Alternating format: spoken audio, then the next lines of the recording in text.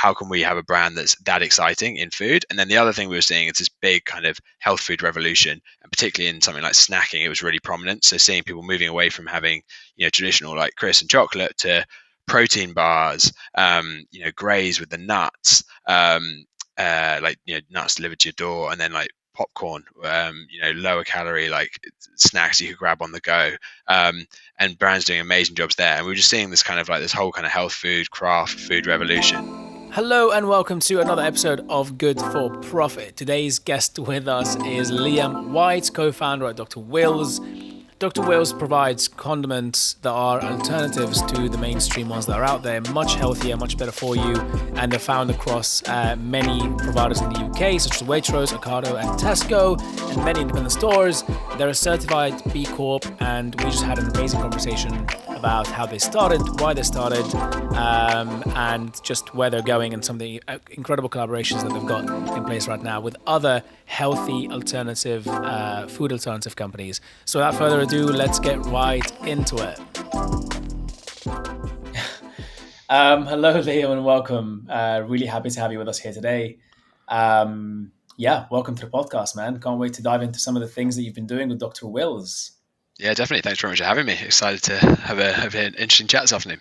Absolutely.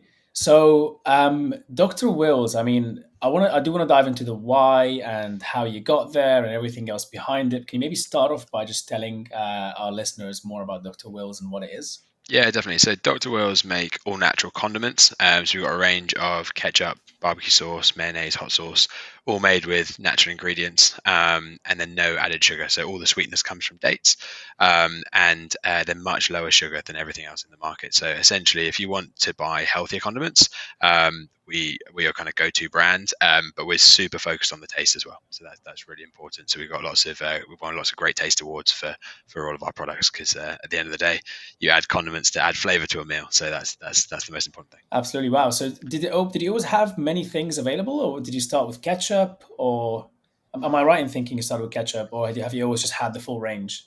No, as we started with ketchup, beetroot ketchup, and barbecue sauce. And maybe I'll rewind a minute and just kind of tell you how we got the first couple started. So,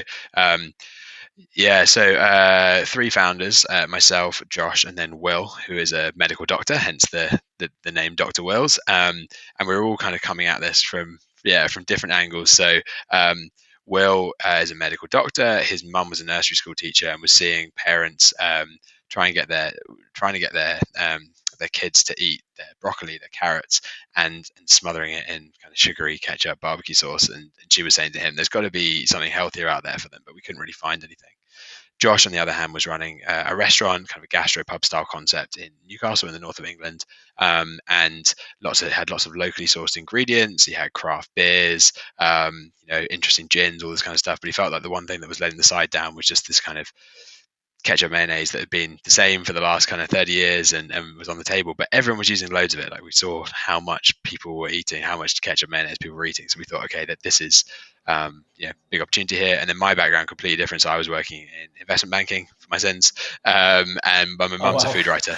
So I grew up surrounded by food. Yeah. So there is a there is a link there. I grew up surrounded by food. I met Will and Josh and loved the idea, and the three of us kind of launched Dr. Will's from there. And then, I guess, going back to your question, it was ketchup, beetroot ketchup, and barbecue sauce initially. Then we launched mayonnaise, and then later on, more recently, in the last kind of couple of years, we branched out further into kind of hot sauces being the main thing, but also dressings.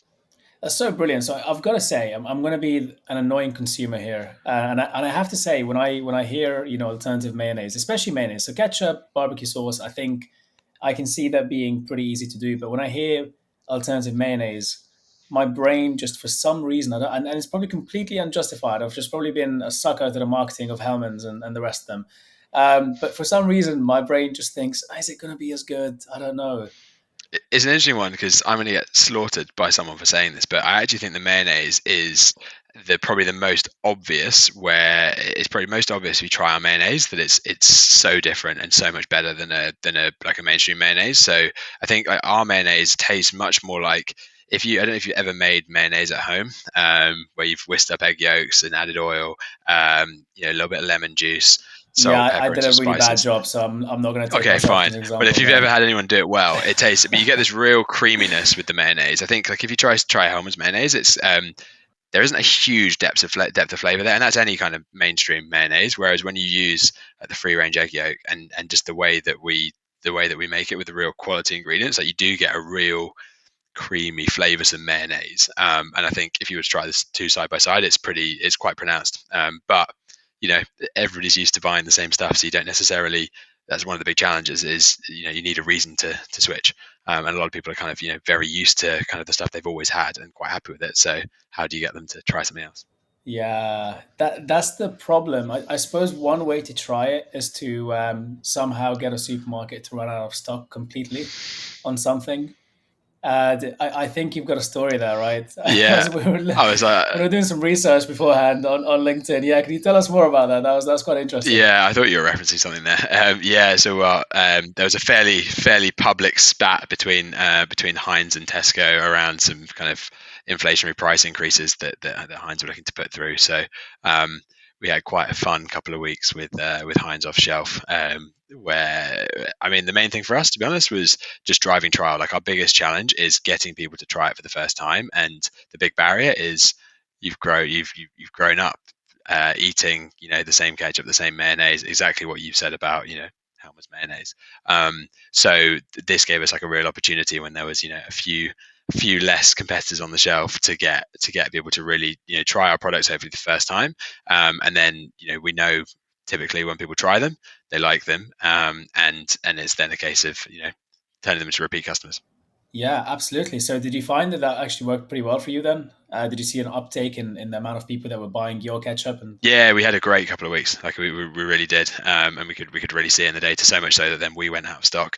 So I'd love to have had a bit of notice because we were fighting to stay in stock. And if I'd known this was going to happen a month before, we'd have ramped up production even further. But we were very reactive, and we were able to to the extent that we could, we were producing as much as we could during that period and trying to keep our products on the shelves in Tesco, which we did a reasonably good job of. But it was there's a big increase in demand. that's really great, though. That must be such an incredible feeling for you as a co-founder, right? To have that so much demand for the thing that you're building and have people actually love it and go back for more. Yeah, definitely. I think people talk about like there's that analogy of kind of like pushing the rock up the hill, and then when you start to see like real demand for your product, it's almost like you push the rock at the top of the hill and it starts to roll down on its own. And I think like that's what like we're starting to see And more there you recently. are trying to chase it too. Yeah, exactly. And I don't know if that's our sales rolling down the hill. I'm happy not to be able to catch it. But no, I think that's kind of where we're trying to get to now. And yeah, it's really exciting to see that. But we've worked really hard to optimize the products. I think like the products that we had when we launched are very different to the ones we had now. We're in the 50s of iterations on the ketchup, for example. I think we're on like 58 or 59 now. So we're just constantly. I think that's one of the things and that's one of the things that we can do differently to the large brands. Like we're able to innovate quickly. We try and take customer feedback. We kind of fairly meticulously scan what everybody's saying in their reviews, whether it's our website, it's Amazon, it's the retailers, any sort of social media commentary, comments, all of that sort of stuff, emails that we get, and we go through all of that stuff, and we're just constantly using that to inform what we do to our products, and we can make little tweaks here and there while in market. So the ketchup that you taste today will probably be slightly different to the ketchup you taste in 6 months because we're just constantly trying to make it better, almost like a tech company would in that regard, just like constantly trying to improve. And like I'm a big believer in that kind of compound interest, 1% improvements here and there. So I think that's how we plan to just keep making our products better and better. Wow, that's incredible. That must be quite hard to do for I suppose maybe not hardware, but like in a way there is a hardware element here, but also it's a consumer good, right? So it must be quite difficult because like you've got factories or I'm not entirely sure how your sort of process looks like, but you've got things set in stone to some extent when it comes to producing certain things. So you guys must have had to do quite a lot of work to make sure that the way you set up the whole process from start is pretty damn agile.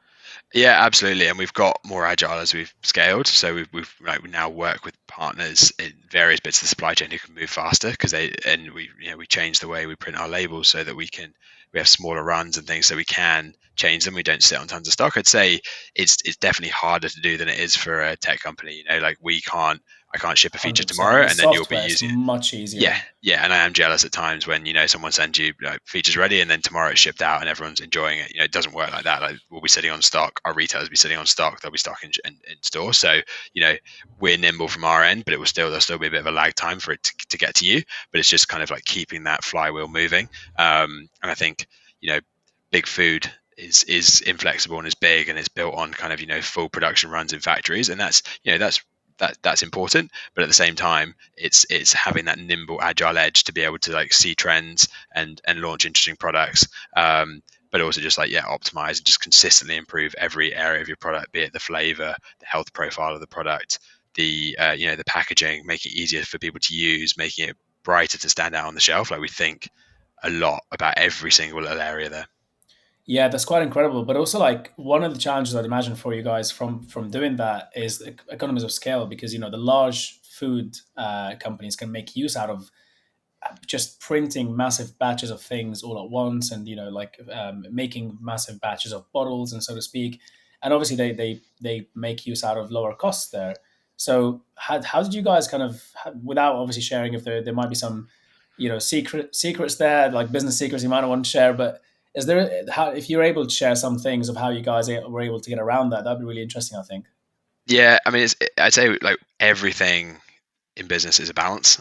So it's kind of it's trade off between being as nimble as possible versus doing tiny runs of things that are crazy expensive.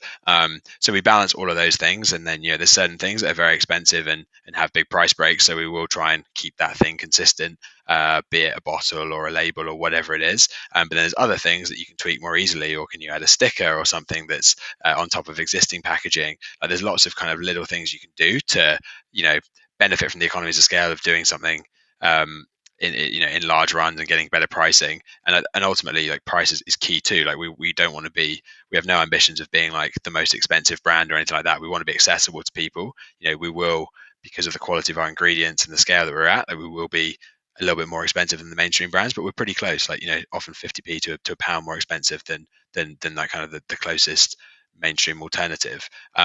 So we've worked really hard on price. So it's just balancing those two things and kind of changing some of the things that you can, but also being smart and trying to bring a cost down and compete with with the bigger brands, so you can have a competitive product on shelf for a customer. Yeah, I mean that makes total sense, because ultimately what you're trying to do, as you mentioned earlier on, I mean part of the ethos behind this is that you saw so many people eating just crap food, so and many kids, for example, to get their broccoli, and so I suppose for you it's really important to be able to compete with these big brands in terms of price, so it is accessible to everyone.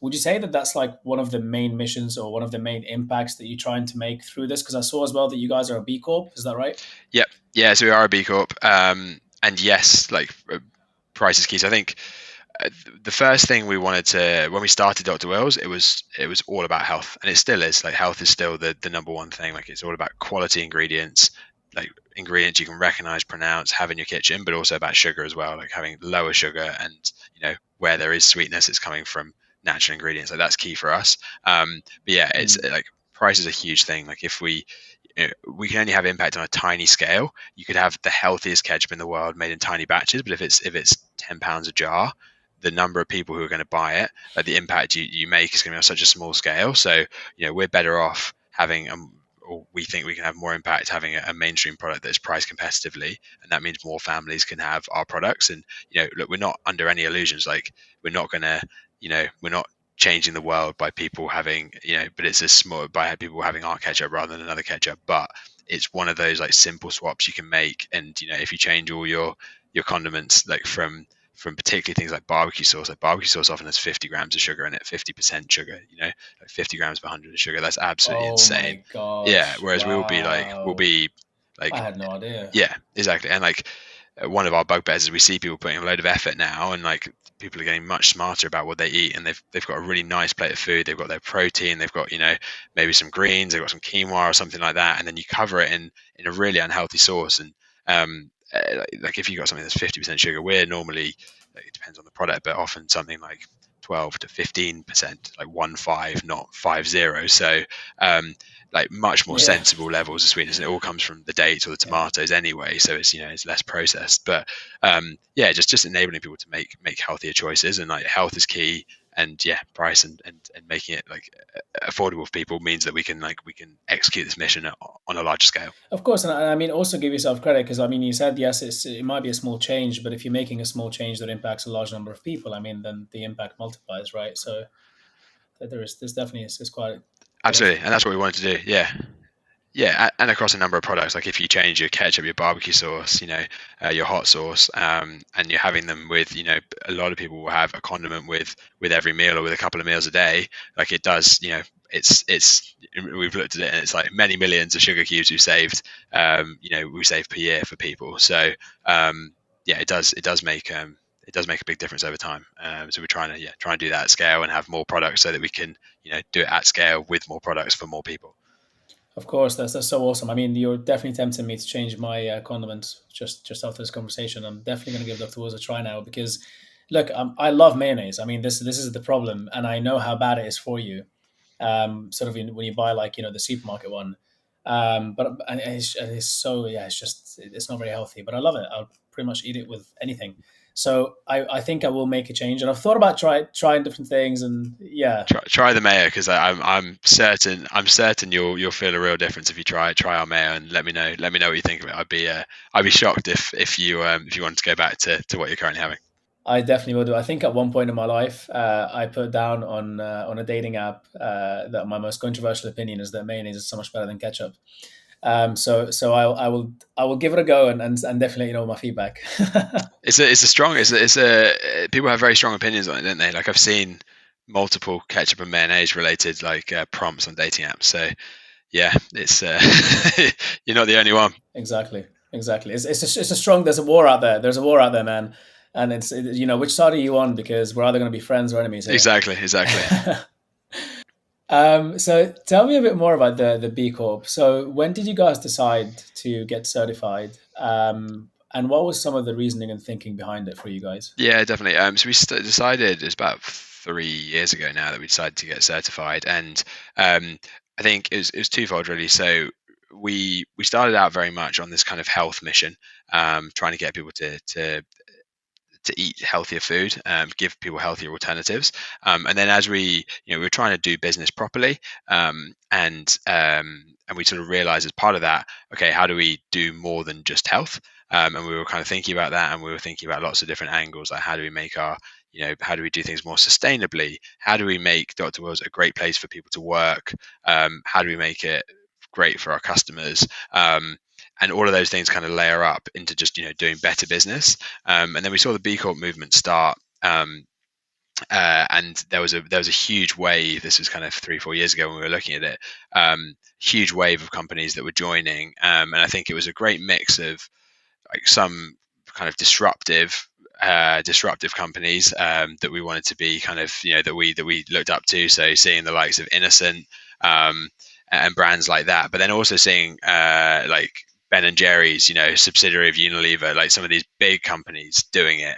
I think Unilever have like a huge number. I think they have the most B Corps within a kind of portfolio of a larger company. So seeing like the big companies doing it, but also some big companies not. There's lots that have more to do for sure, and there's lots of small companies that have more to do for sure. Seeing that, I kind of thought, okay, this is a movement that we want to be involved in. We want to kind of and then we learn a lot more about what it meant as we started the process and realized that actually it's like almost like a great scorecard for your business, and something that kind of gives you a bit of a benchmark to say, okay, this is what you're doing now, and these are the obvious areas you can improve in, and also within the community, you can now talk to other brands and see what they're doing, which is which enables you to kind of like share ideas and generally kind of push business forward in a better way. Yeah, that's really awesome. And I guess that's one of the things I kind of want to touch on as well, is because when you speak with impact driven startups, obviously that's a key part of what they're trying to do, is to make an impact in the world. And it can be quite hard for startups in the early stages to really think about calculating that impact properly or quantifying the amount of good, let's say, they're trying to do in the world. And so that I was wondering whether actually by becoming a B Corp, in a way, you get a lot of support there, and almost like a blueprint of how to think about those things internally rather than trying to come up with them yourself. Yeah, I think it's exactly that. Like, I think, yeah, for from an internal point of view, it gives you something to aim at, and it gives you this really wide range of things to think about. And I think for a small business, like there's some areas you're likely to be doing really well on.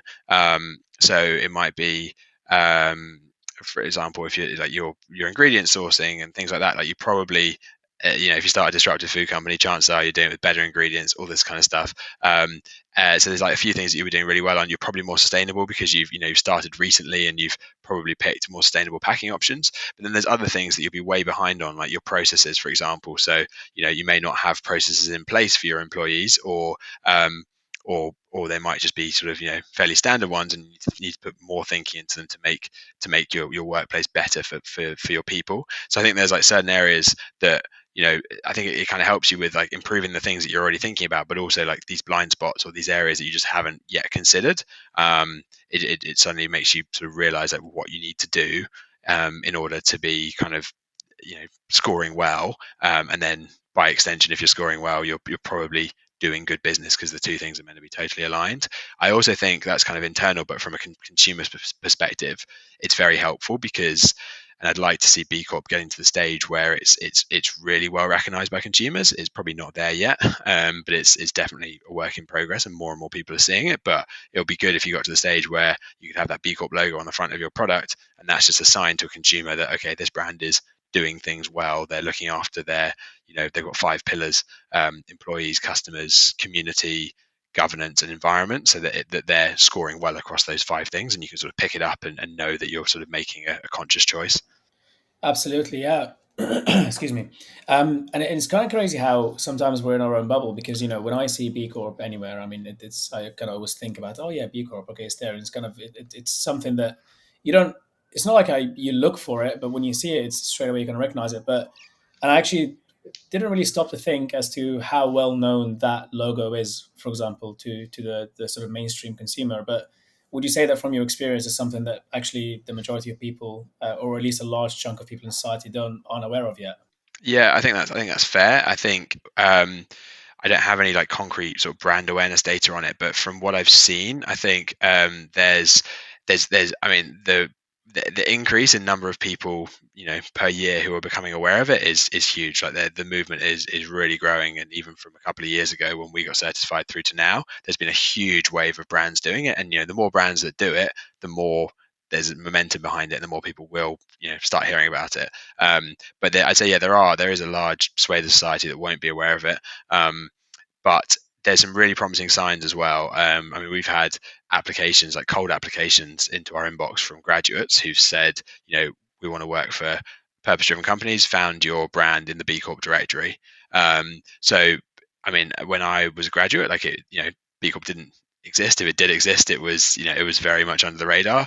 But scrolling through the B Corp directory to find places to work wasn't a thing. And the fact that that is how graduates are now trying to find roles or workplaces that are aligned with their personal values. That's brilliant. That's a real step forward. Yeah, that's actually another really good point because hiring the right team and people that are purpose driven is something that any impact driven startup sort of sees the importance of that. You're now must be. I mean, I actually didn't look up how many employees you've got in the company right now, but I'm assuming you've got quite a lot of people in the chain in general.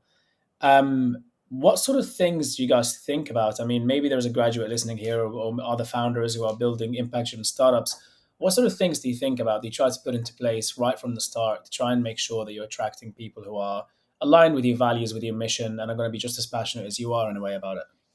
Yeah, definitely. I think we're quite lucky in that. I think, and this applies less to graduates, but when we're hiring people from within food and drink already, a lot of people who are working within this kind of small food and drink world are naturally pretty aligned because you've chosen that industry. And if you're doing that, you're probably there's other areas where you can get paid more money.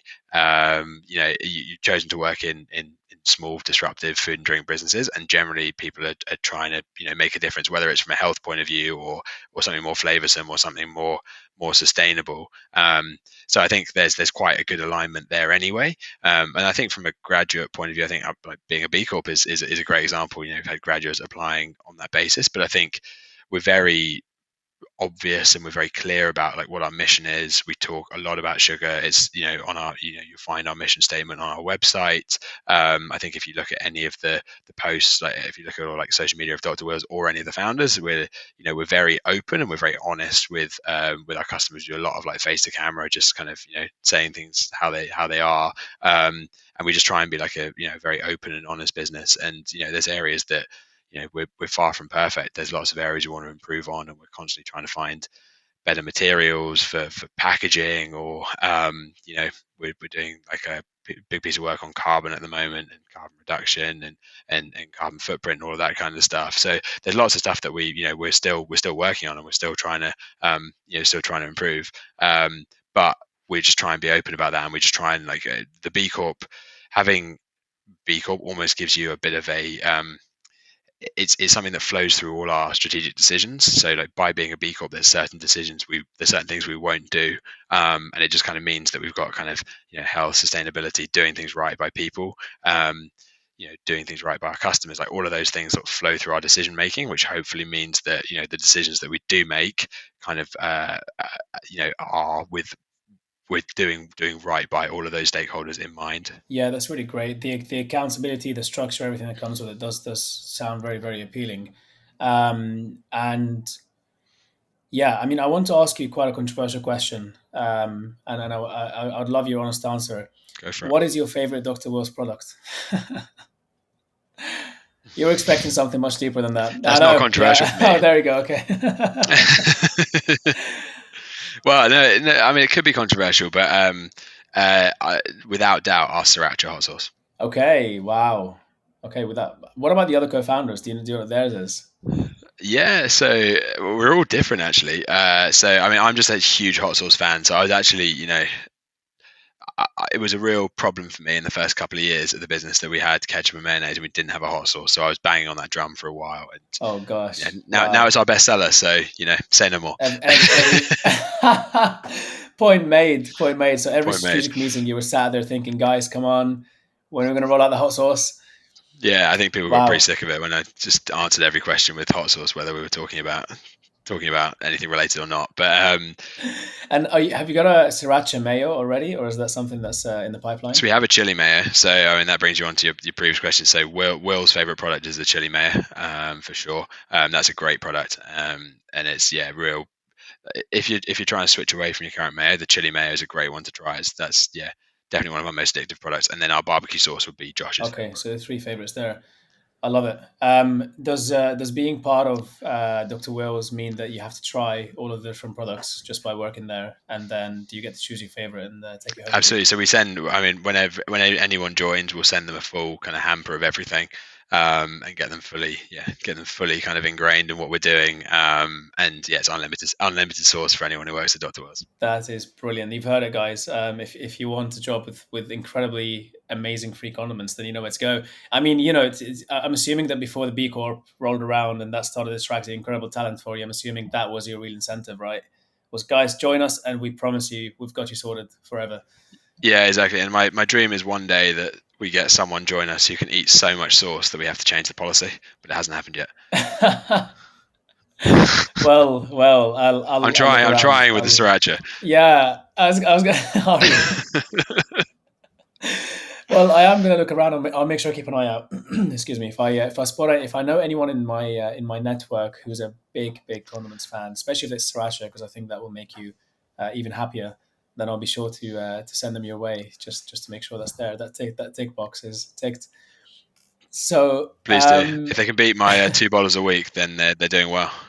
You that's what you're on right now. $2 a week. Not always, and that's the glass bottles, the smaller glass bottles. But there have been times there's a couple of people in my household as well. But we've been known to get through $2 a week. I love it. That's probably not even the highest.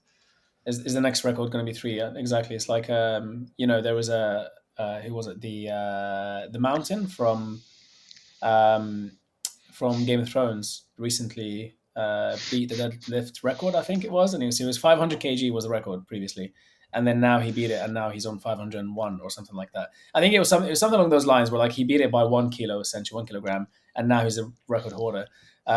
So are you looking to do something similar here, where it's about who's going to have an extra spoonful every week, just to make sure they Exactly. sort of stay up there? 2.1 bottles of sriracha is the target. Is the target? All right, got it. Well, I'll keep an eye out for you. That's brilliant. Perfect. So back to slightly more, I suppose, like serious but also fun stuff. Your background, you mentioned, is obviously in investment banking. When you were working in that world, is this something that you saw there's actually a gap? Like, did you join the company because you also believe that there needs to be something there, and also you've mentioned that there's a health angle for you. But also, did you spot that there was a gap in the market generally just for healthy foods at the time? Yeah, absolutely. So as I started off working in investment banking, I actually covered consumer and retail when I was there.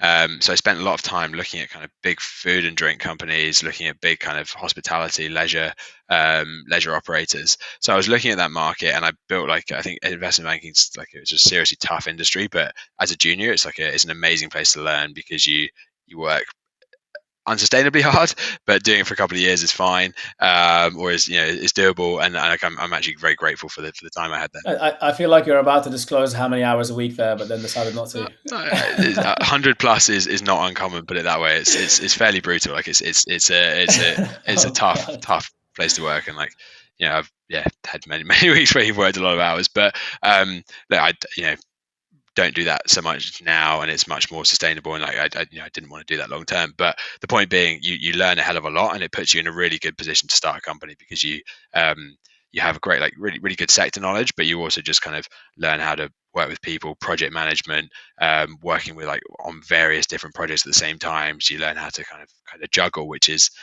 basically the job of being a founder, is kind of spinning plates and being across like all the sections of your business and jumping into the areas that kind of need your support, and that will be different this week or even today than it will be next week.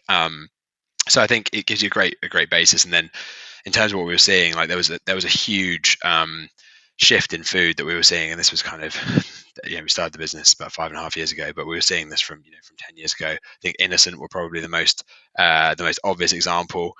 First business that had like incredible tone of voice and just did things differently and just built this incredible brand. We looked at them, and then we saw this. I mean, to this day, it's always being used as the example, right, when it comes to branding and Exactly, marketing. exactly, and they're still, I'd say they still have probably the best social media. Twitter, they're amazing, like the best kind of social media of any brand that I've ever seen. And I think brands like Oatly, who very much have their own style and they're brilliant, but like it's all kind of that kind of personality is very much in the kind of Innocent. I think were the first brand with like huge, loud, and just this amazing tone of voice. So I think we saw them, and then there was this huge shift in food. I think that we saw a big move towards craft. So you were seeing kind of craft beer was a huge thing.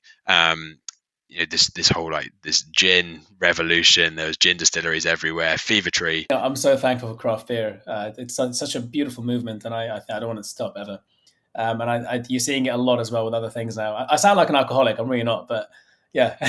No, for sure. I think like that was really exciting. We saw kind of like collaboration was amazing. Like different breweries doing selling each other's beers and doing collaboration products and all that. And we looked at that and we thought this is amazing. Like how can we have a brand that's that exciting in food? And then the other thing we were seeing is this big kind of health food revolution, and particularly in something like snacking, it was really prominent. So seeing people moving away from having traditional like crisps and chocolate to protein bars, grays with the nuts, nuts delivered to your door, and then like popcorn, lower calorie like snacks you could grab on the go, and brands doing amazing jobs there. And we were just seeing this kind of like this whole kind of health food, craft food revolution, but we just saw condiments being stagnant. The condiments you're having today still you probably were having 20, 30, 40 years ago. But then we saw across the pond in the US, there was some really interesting innovation, particularly, and we're seeing in the UK now around hot sauces, barbecue sauces,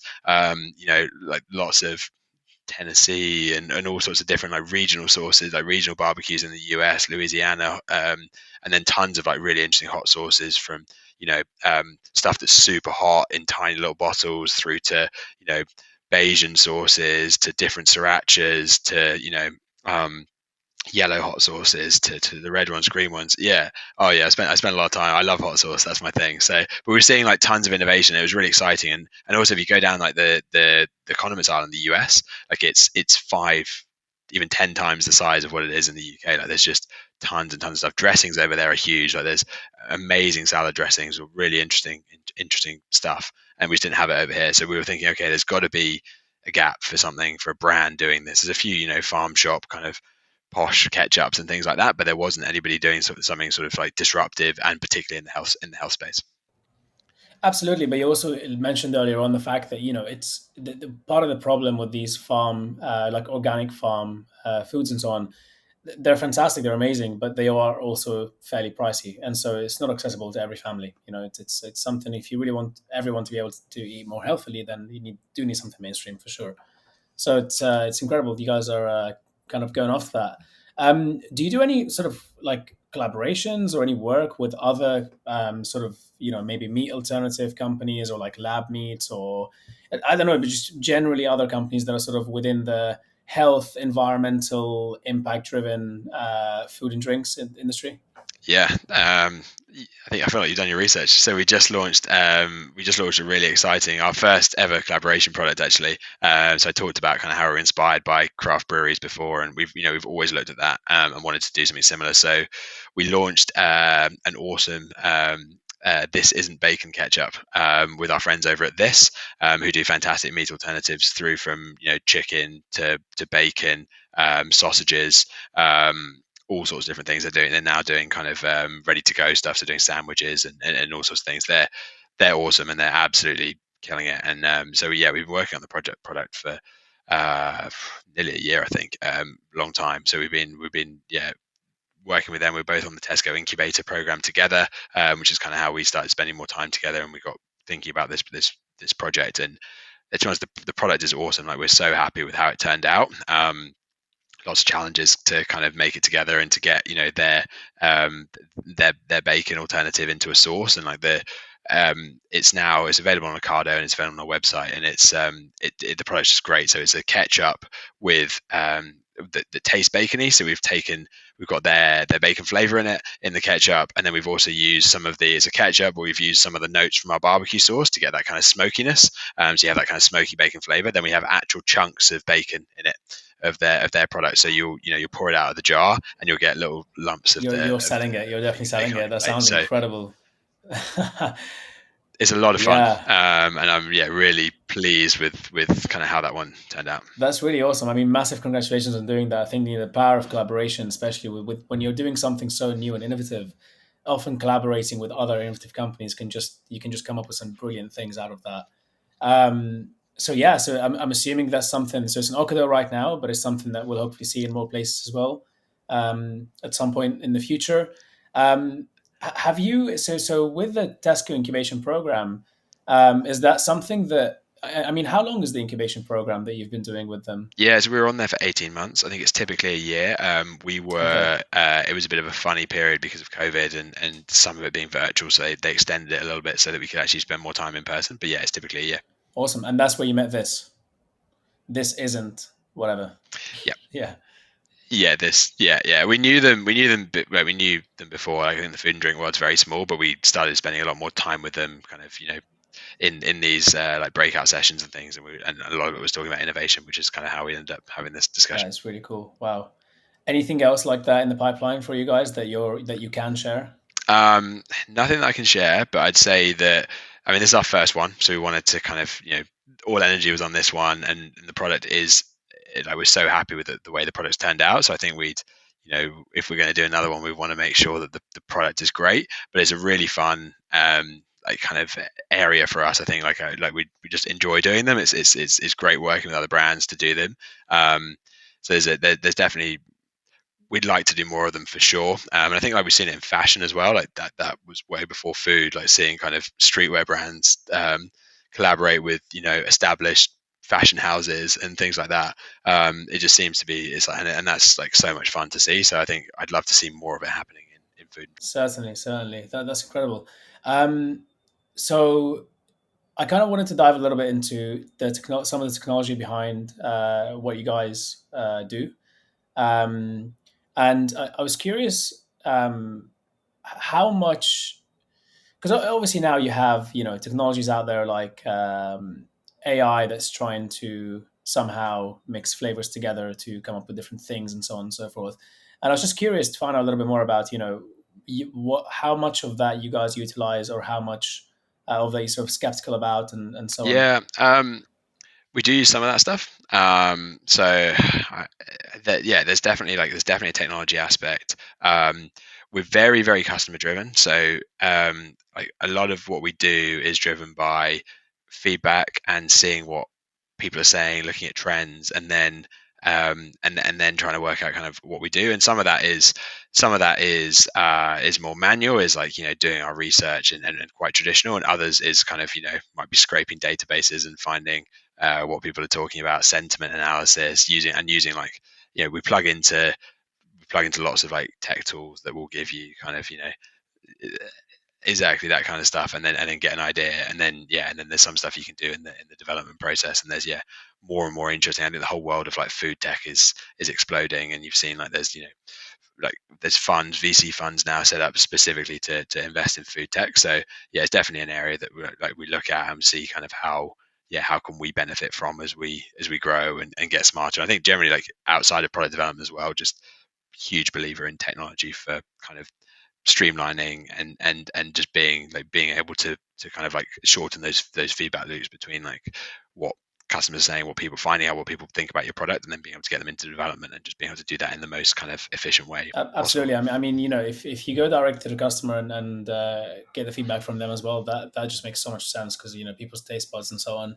And I'm kind of disappointed that I didn't receive the invite to taste your ketchup and bacon, your ketchupy bacon condiment. But hey, it's next time you're developing one, let me know. I'll happily come and taste some things for you. All right, we'll have you down next Yeah, of time. course. Um, so you've got this part on your website that's called Look Stop Swap. Can you maybe tell us a bit more about that and what the ethos behind it is? Yeah, definitely. So we partnered up with. We wanted to make it. We wanted to explain to people on a large scale the work we're doing around sugar, but also, and really importantly, highlight the problem that we have in the UK with people having too much sugar, and the increasing obesity problem, particularly in children. And a lot of that is exercise, but also hugely diet related. So we wanted to highlight that, and we came together with. We wrote a white paper. So we worked with a number of brands that we collaborated with on the project, all brands that are doing, and that's the name of the campaign, Look Stop Swap, because they're all brands who are providing simple swaps or alternatives to kind of mainstream sugary products. So whether that's sweets, whether that's peanut butter, with Manny Life providing like a healthy, a product that has two ingredients, peanuts and salt, rather than having traditional peanut butter that has tons of sugar added to it. We work with lots of brands like that, who are doing healthier options, and then we got opinions from various people across the world of food, from scientists, and wrote like a real kind of an explanation on kind of the value of eating less sugar, why it's important, and then also going to the science behind kind of how your body breaks down sugar, processed sugar versus like unrefined sugar from kind of fruits, vegetables, dates, etc. That's really cool. I think, yeah, it's sort of trying to swap out any habits that may be detriment to people's health, and try to swap them out for something that is almost just as good, if not as good or better. And it's pretty simple to do. So it's really quite incredible that you're trying to raise awareness there. Is that something? Is this something that do you get approached by the government, for example, to try and help with campaigns like these, or do some work around that? Um, and I guess the question I'm trying to ask is, I mean, it is a bit of a hot political time right now, I suppose, in the UK. So not to make it hotter, but I do have a bit of a question around, how much the governments can, how much is it the government's role to help with this sort of thing, with the health problem, with the obesity problem, and so on and so forth. And my question is, is there enough support available out there for companies like yours to help you grow and to help you actually make that impact in society? Yeah, it's a really good question. Obviously, one that people have varying views on. I think so. I mean, one particular example that's easy to talk about is that there's regulation coming in the UK called HFSS, which stands for high fat, salt, and sugar. And there was like and that was due to come in. That was due to come in October of this year, so should have been due to come in, but it's been postponed by a year to October 2023, and that was announced a few months ago by the government, which was quite frustrating because I think the whole point of the legislation was to combat some of the problems that we highlighted in our white paper. And it would ban ban lots of kind of promotional strategies of unhealthy products. So, for example, having promotions of take like unhealthy sugary chocolate bars, having like 3 for 2 and things like that, which encourage you to buy more. Um, and I think that that's just very logical. Either banning those promotions or having them, not enabling them to be like at front of store and display areas. The retailers are all prepped for them. The retailers have restructured stores and done lots of work. So I think there is regulation coming. I think it's slower than it could be. I want to be clear, like I'm not an advocate of like a nanny state or anything like that. I think people should be able to choose what they can buy, but I think it's a case of I think it makes absolute sense that that the government is promoting healthier products. And I think you look at stuff like the regulation around tobacco and things like that, and I think like it could be that in 20 or 30 years time, some of this it looks like just eating like sugar on sugar on sugar is banned in a similar, or is just made more difficult in a similar way where you can still get those products, you can still choose to have them, but it's just made a little more difficult. And I think this regulation doesn't stop you from selling a Mars bar or something like that. It just means that they can't promote them at the front of store. And I think if it's very difficult, particularly in the environment we're in now, where very inflationary cost of living crisis. You're trying to feed your family, and if there are 4 Mars bars for a quid or whatever it is at the front of the store, that's very attractive because it's cheap and easy way to feed people, but it's not what you want kids to be eating. It's going to give them sugar spikes, and it's not kind of it's not the right nutrition that's going to help you grow and be attentive at school and all those things. And like food is key for all of those things, for your health, but also for your ability for kids to learn and be focused and switched on at school and all that kind of stuff. So yeah, I think there's more that can be done. There's some interesting, I mean, Tesco doing some really good work around, they have targets in place for, I think it's 65% of their products to be healthy, be 65% of the products they sell to be healthy by 2025, I think it is. And there's like a nutrient calculator around that. So we're working to have all our products compliant under those regulations, so that we're kind of ahead of the curve, because that's we're fully like supportive of that regulation, because it makes sense. That's what you want to be in a situation. I think traffic light labeling and things on food is really good, because you can go in and there's a lot of confusion for consumers. So going in and being able to see that something is healthy is great, because a big like bugbear of mine is like hidden sugars. Like you buy something, take a pasta sauce for example, something that looks like it's going to be mainly tomatoes and some spices, but you actually turn it around and it's got 20 grams of sugar per 100 or something. You think actually and you use a whole jar of it, so then you've had like 50 grams of sugar that you just didn't realize you were consuming. And that's that kind of thing is frustrating for consumers. No, absolutely, totally agree there, and yeah, definitely share a similar sentiment with that, because yeah, I remember when I discovered that there's so much sugar in sauce, and I was like, oh, for God's sake. You think it's you trying to kind of Yeah. like, yeah.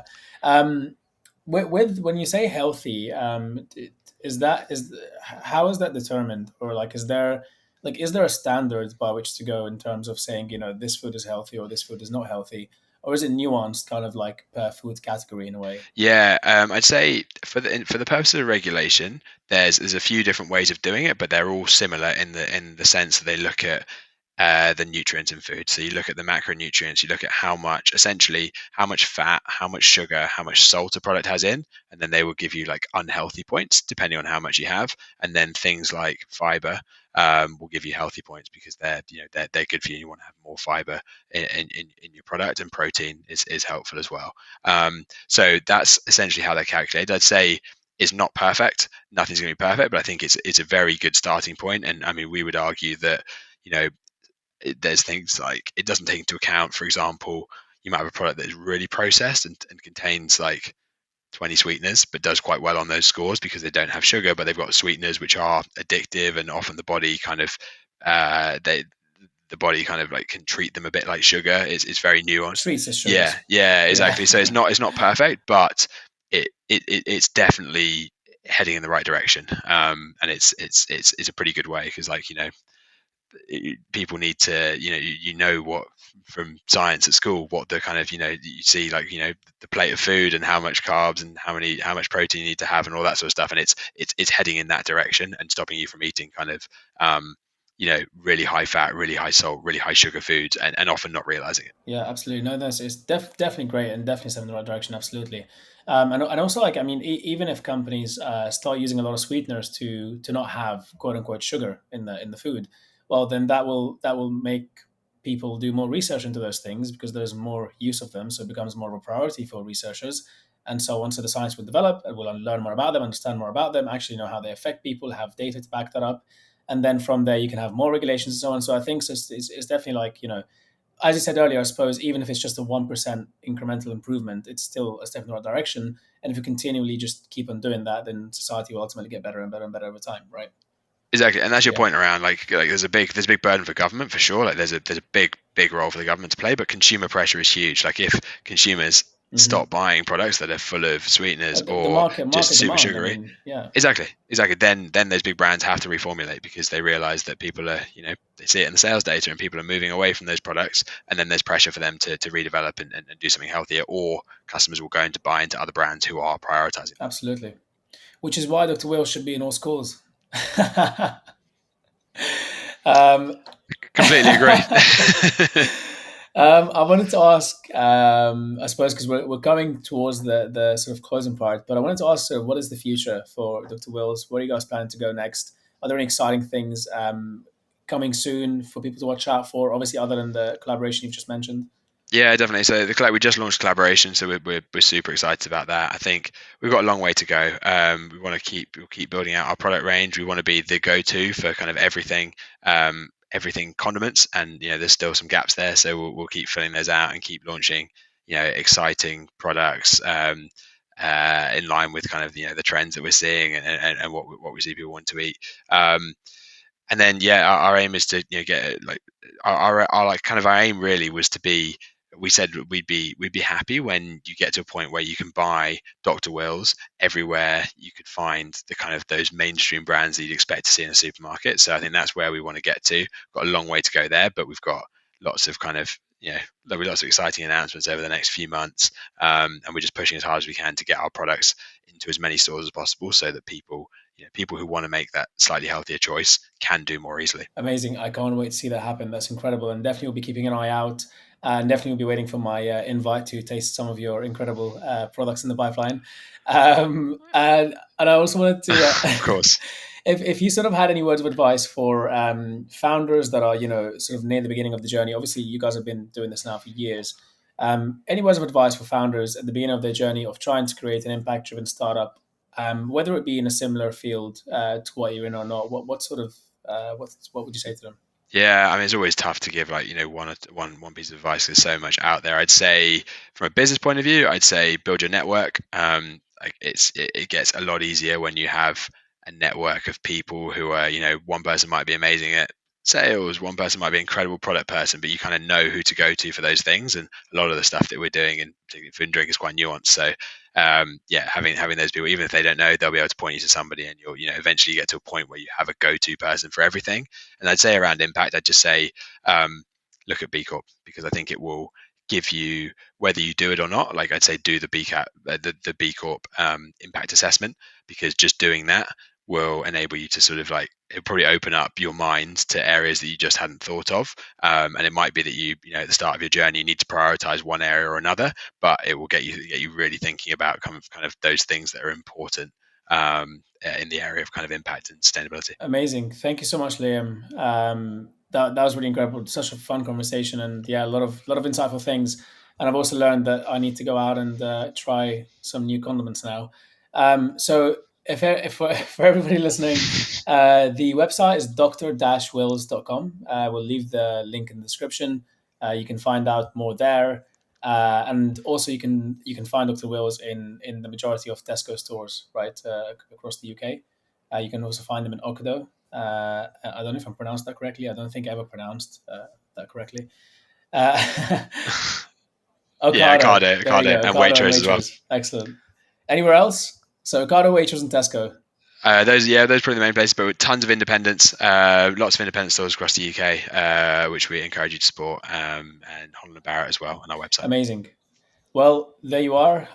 Thanks so much for coming, Liam, for making the time. You must be very busy. And we will hopefully have you back on again in the future at some point when you've released more products and you've grown. I think it's always really incredible to see the journey as it goes, as people, but whenever you speak with someone, you speak to them another year later or something, you kind of see the growth happen and then talk about the learnings from that as well. So hopefully we'll have you back on again at some point as well.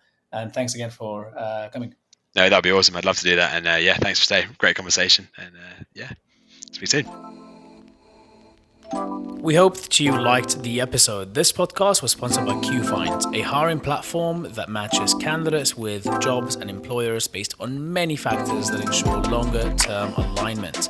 It goes way beyond package and salaries and take into account much, much more than that to ensure a happy working environment for everybody. To find out more about this podcast and to see further releases, we'll be announcing them at the @qfinds.io Instagram page, as well as on the qfinds.io website, as well as from my own personal Instagram page and my own personal LinkedIn. All information you need that we spoke about in the podcast or this information mentioned here will be mentioned below in the description. So take a look, visit those links, and if you like anything or want to get in touch, please do. And lastly, stay tuned for more. Have an amazing week ahead of you.